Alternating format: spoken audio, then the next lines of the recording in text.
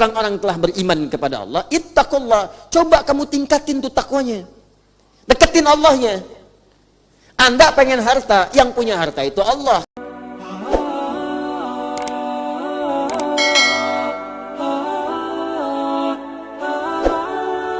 Saya pernah kasih contoh 3 orang pencuri itu, 1 pimpinannya, 2 trainer seniornya. Yang pertama baru daftar, ini maling baru, pengen nyuri motor. Yang baru praktek tuh diamatin sama trainer sama bos dari jauh. Ya kecepatan cuma sedetik, dia sampai 3 detik belum selesai. 3 detik, susah nih bos, sabar, terusin, sabar. Anda bayangin, ini ada orang maksiat aja sabar sekarang. Nonton bola, sabar malam. Nonton bola tuh bisa sabar, Anda bayangkan. Bahkan pejudi nunggu menit terakhir, sabar. Sabar aja dulu, ntar bagian terakhir injury time. Anda bayangin, kenapa Anda yang tahajud nggak sabar?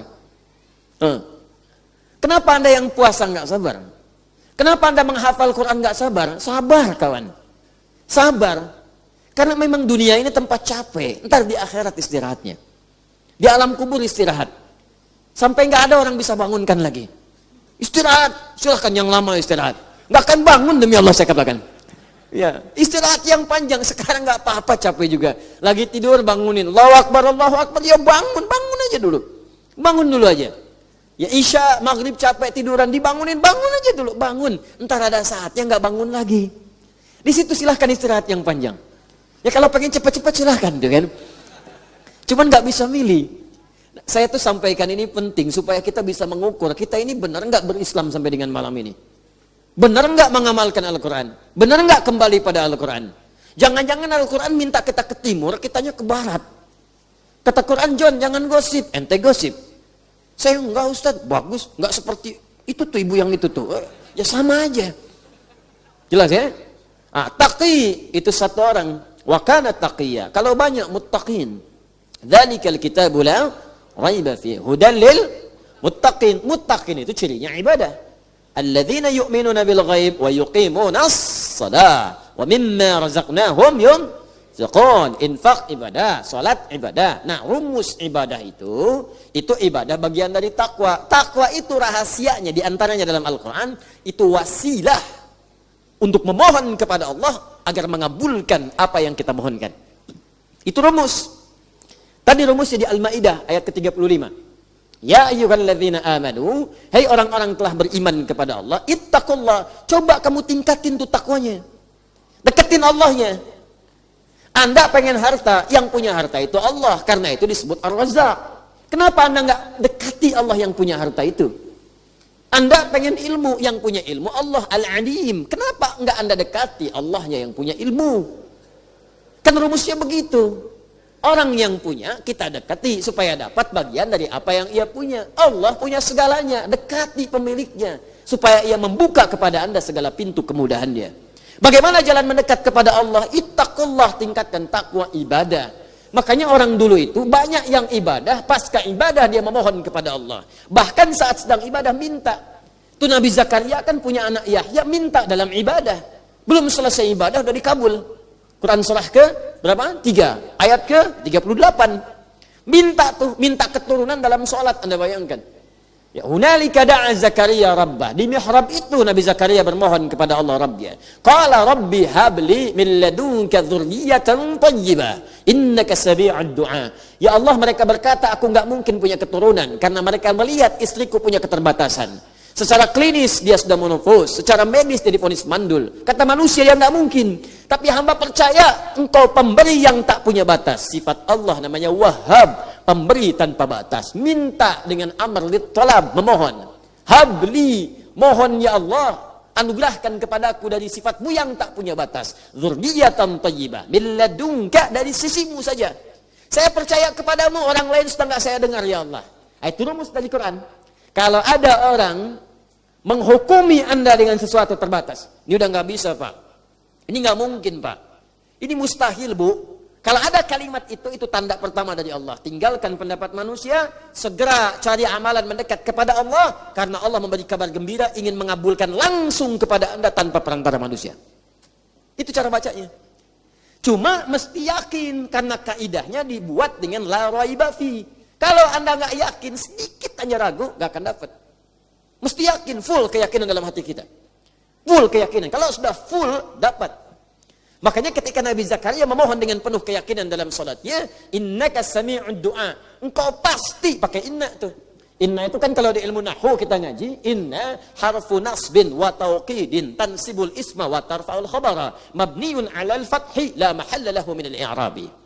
Paham? Tidak. Nah.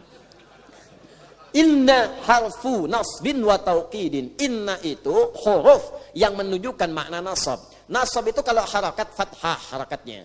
Tapi di ilmu bahasa nasab itu menancapkan sesuatu dengan kuat. Nasabar rajulu asahu 'alal ardi. Seorang menancapkan tongkatnya dengan kuat di tanah. Bum.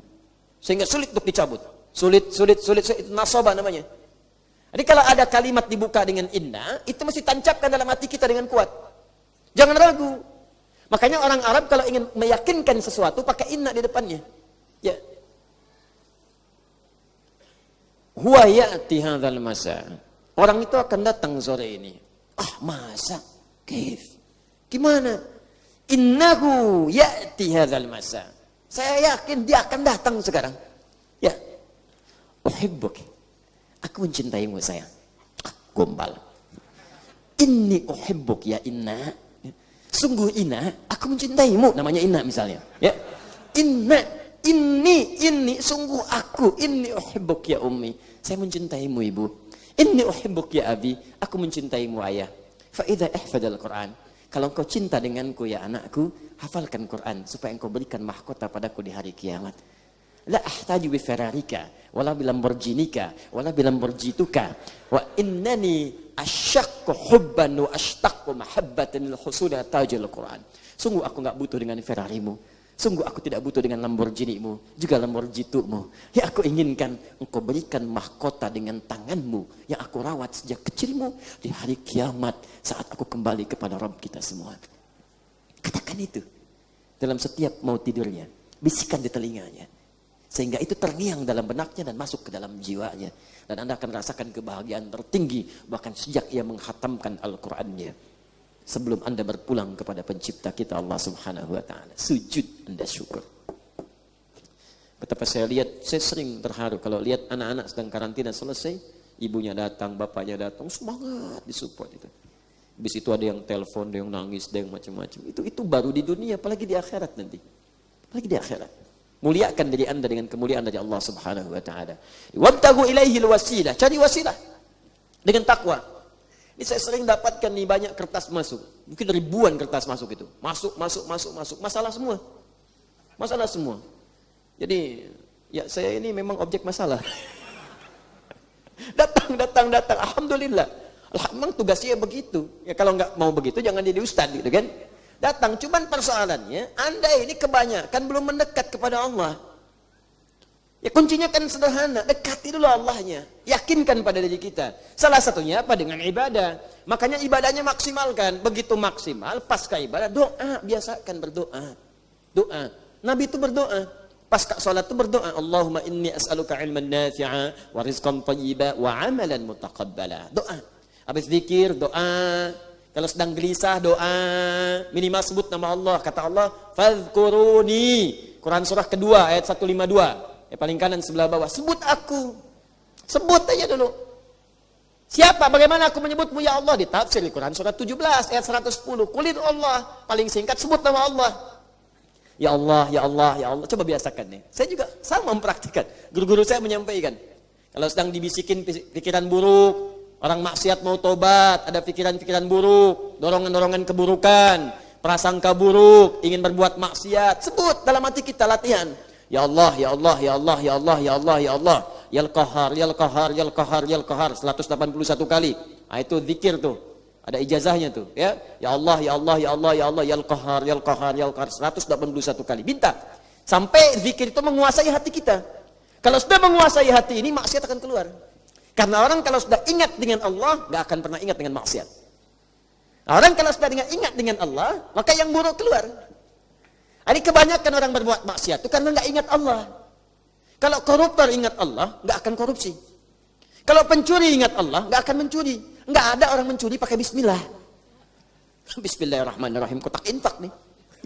Supaya sah di masjid itu kan nggak bisa.